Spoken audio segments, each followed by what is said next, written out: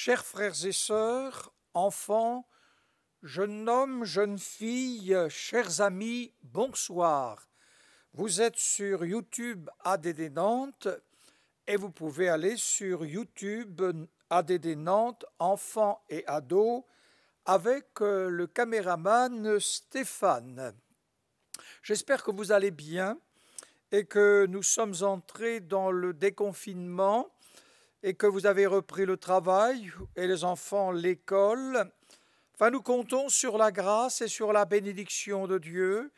Nos lieux de culte sont ouverts, mais tout rassemblement est interdit.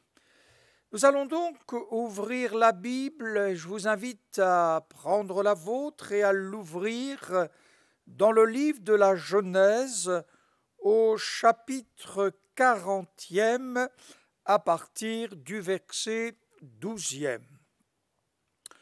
Joseph lui dit: en voici l'explication. Les 3 sarments sont 3 jours.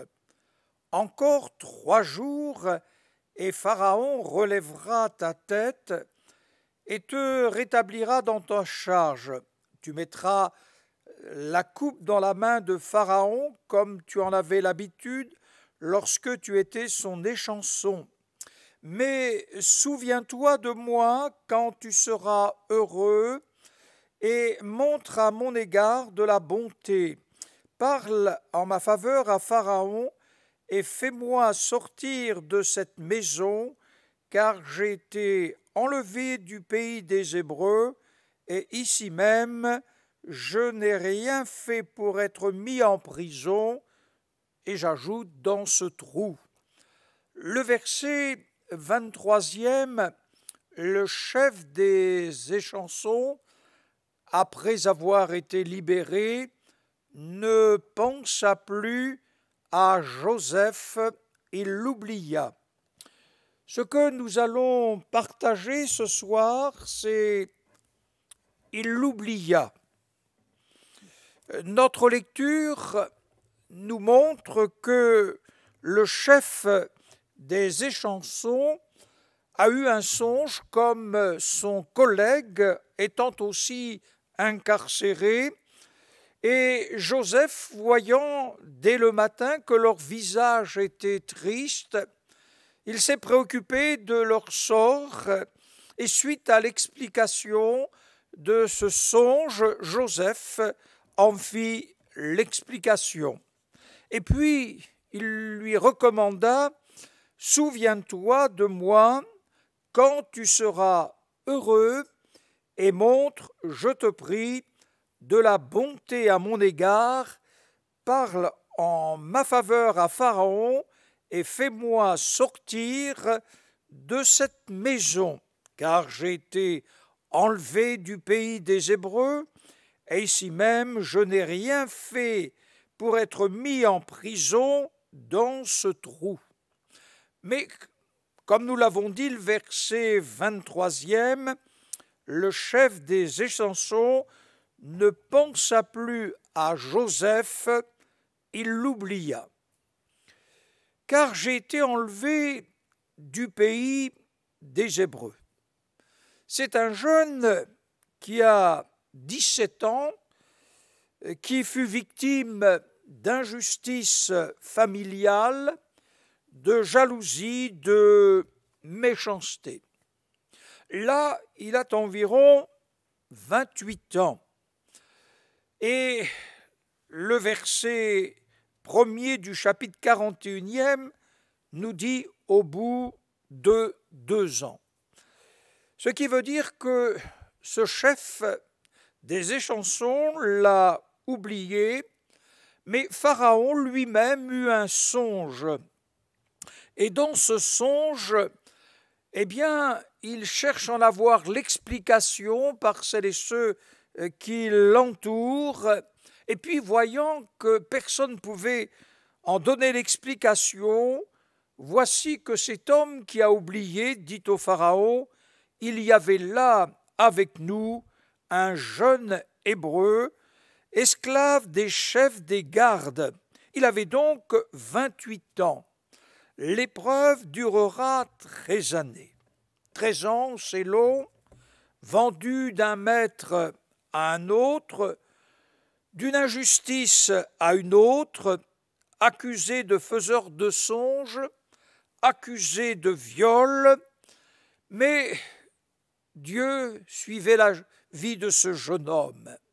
Dans le livre des psaumes, au chapitre 105e, verset 16e, il est écrit « Dieu appela sur le pays la famine, il coupa tout bâton de pain, il envoya devant eux un homme, et Joseph fut vendu comme esclave, on serra ses pieds dans des liens, on le mit au fer jusqu'au temps où ce qui avait été annoncé et où la parole de Dieu l'éprouva. » Oui, au travers de cela, son âme intérieure, sa vie, fut forgée au marteau de l'épreuve.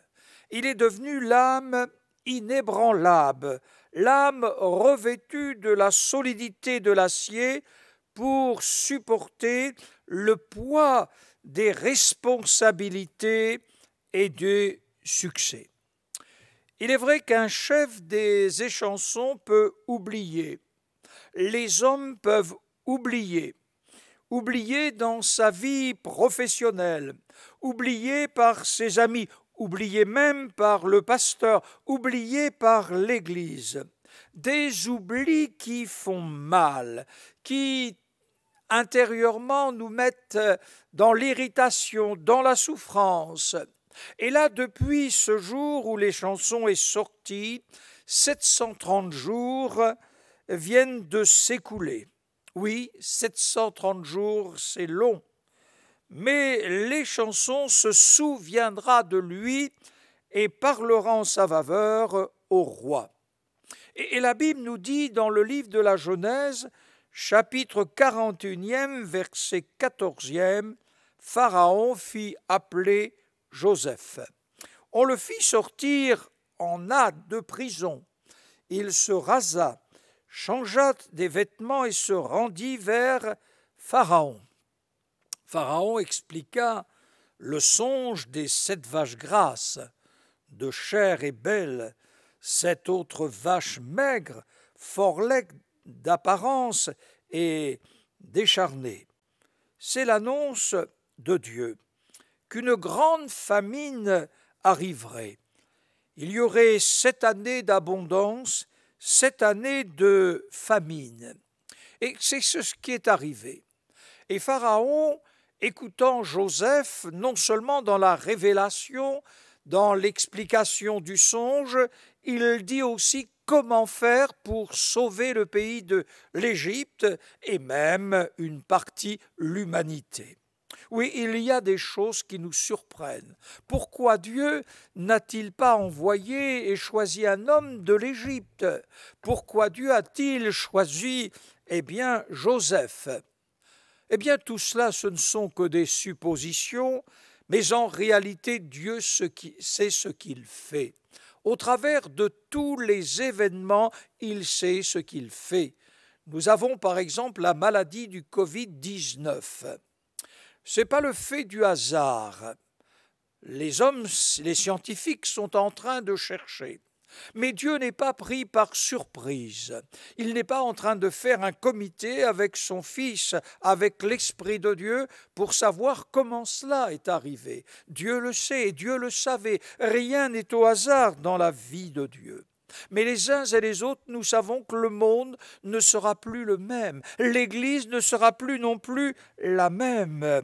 Oui, ce qui est arrivé était permis par Dieu, et Joseph devint le premier ministre de l'Égypte, et toute sa famille descendit en Égypte. Le livre de la Genèse, au chapitre 49e et le verset 15e, il dit « Mais j'ai été enlevé du pays des Hébreux, et ici même je n'ai rien fait pour être mis en prison, c'est-à-dire dans le trou. » On sent que dans son cœur, il exprime quand même quelque chose qui le marque. C'est ici, je n'ai rien fait de mal. J'ai été aussi enlevé du pays d'Égypte. Oui, ça nous amène à l'interrogation. Avant d'être incarcéré dans la maison de son maître, l'Éternel fut avec lui et la prospérité l'accompagna.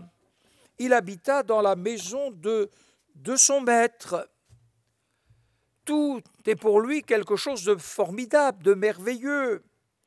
Et la Bible nous dit même que l'Éternel fut avec Joseph et il étendit sur lui sa bonté. Et l'Éternel donnait de la réussite à ce qu'il faisait.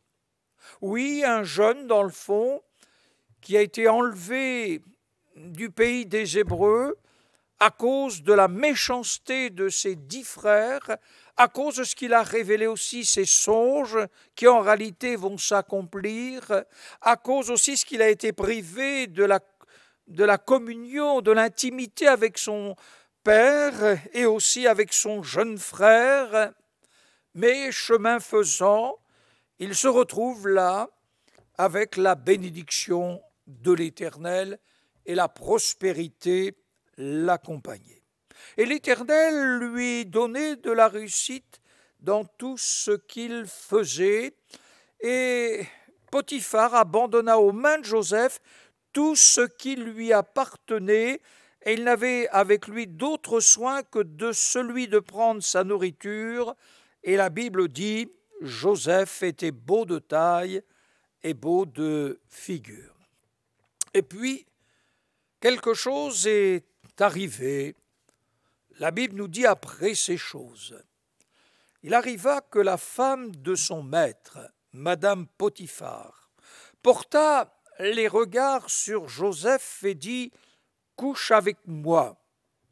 Mais la Bible dit « Il refusa » et dit « Mon maître ne m'a rien interdit, excepté toi, parce que tu es sa femme.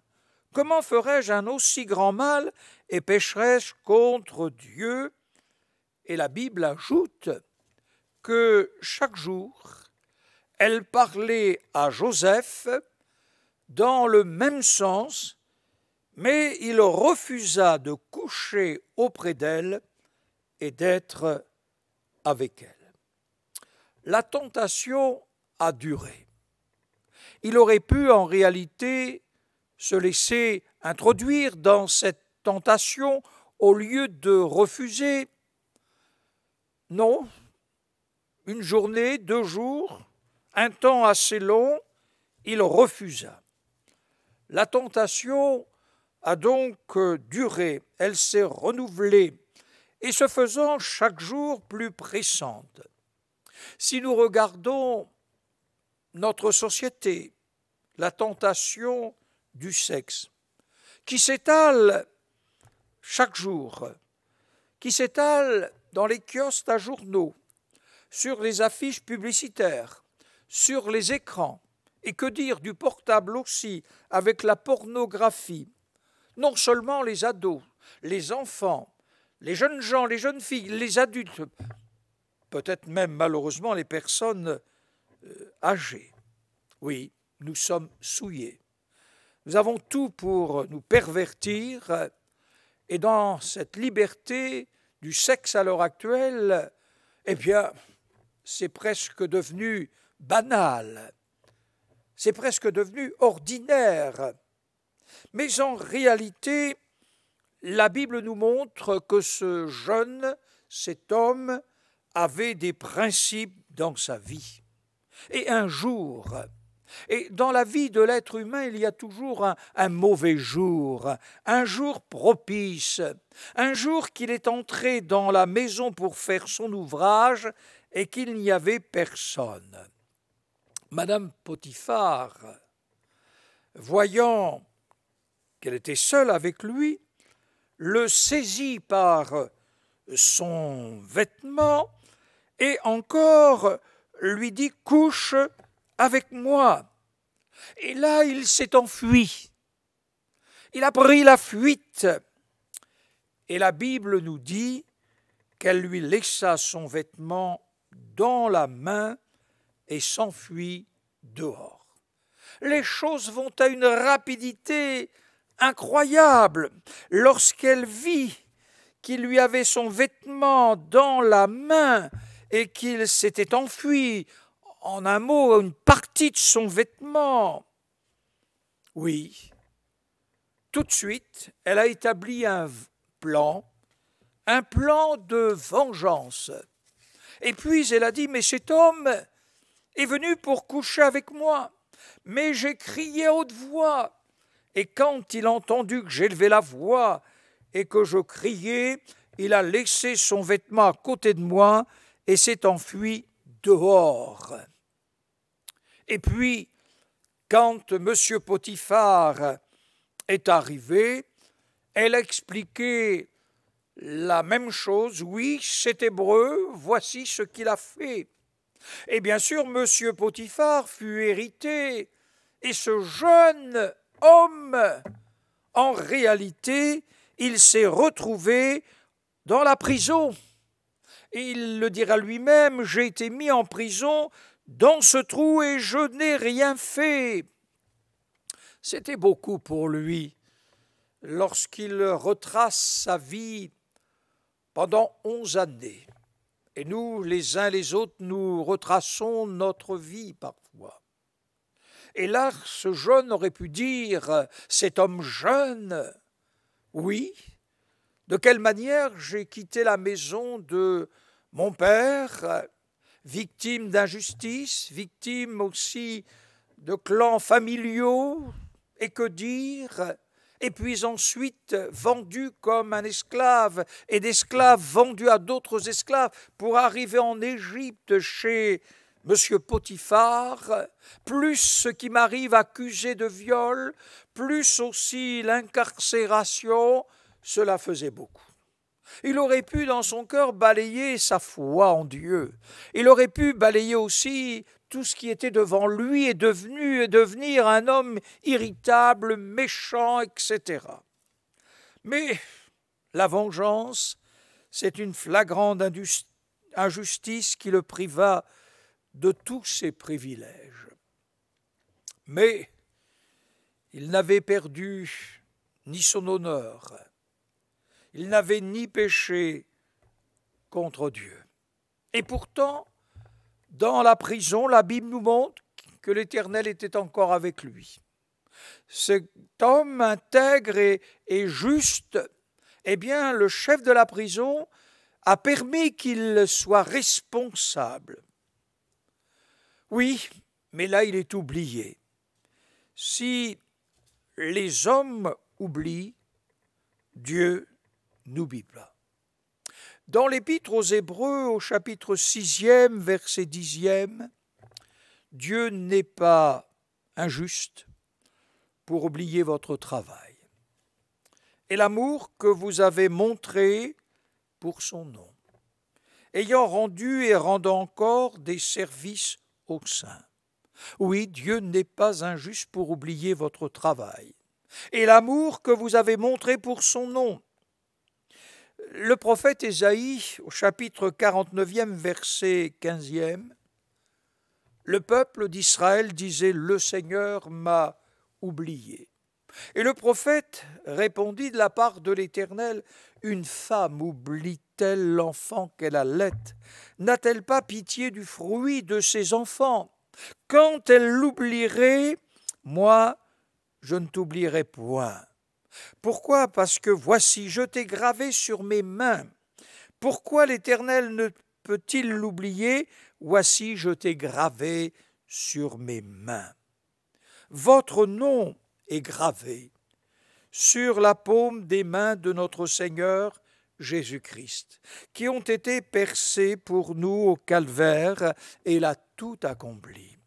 Et il est vrai, retraçant votre vie, les injustices et autres, les oublis, puissiez-vous venir à celui que peut-être vous avez oublié pendant une période de votre vie.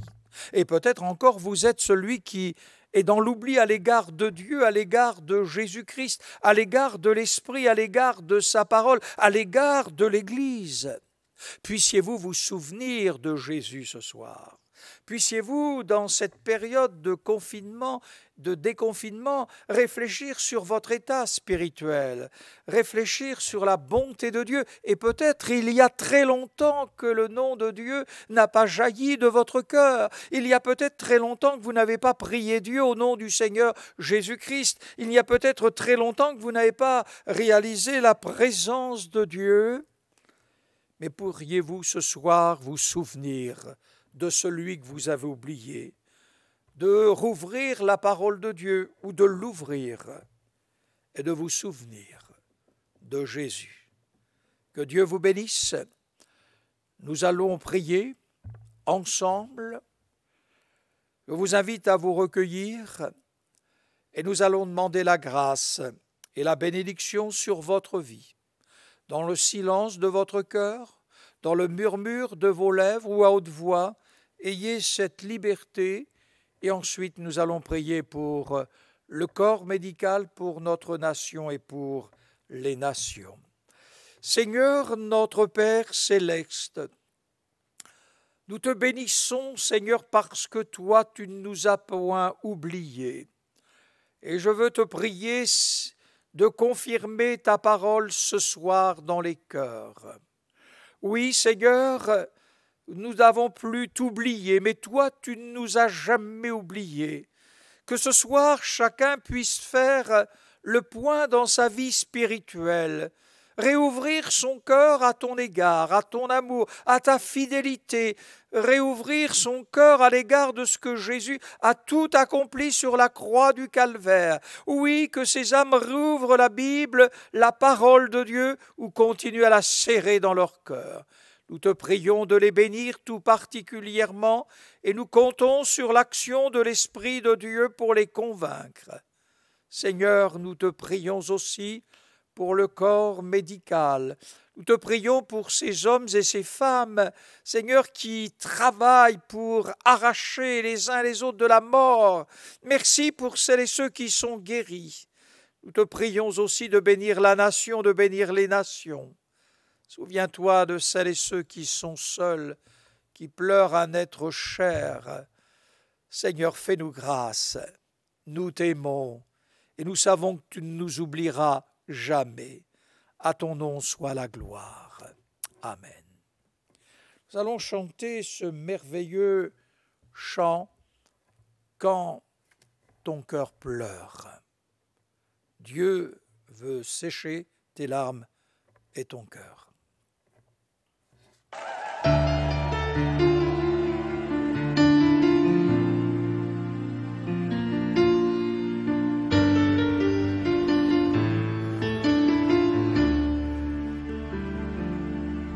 Seul Dieu entend lorsque ton âme pleure, lorsque la douleur est au fond de ton cœur. Quand l'homme tombe et risque de s'enfoncer, une prière alors peut tout changer. Ô Israël, ô mon Dieu, tu es le Tout-Puissant.